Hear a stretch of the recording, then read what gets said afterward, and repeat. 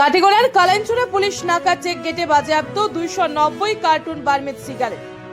ফের কাছাড়ের কাটিগড়ার কালাইনছড়া পুলিশ নাকা চেক গেটে একটি লরি থেকে বাজেয়াপ্ত করা হয়েছে বিপুল পরিমাণের বার্মিজ সিগারেট। সঙ্গে এক সরবরাহকারীকে আটক করেছে police.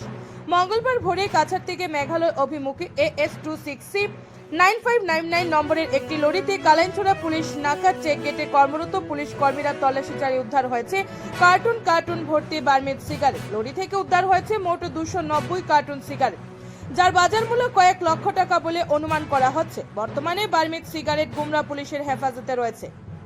Bureau report, Assam prime নিউজের 24x7 এর শ্রীবাস দাসের রিপোর্ট।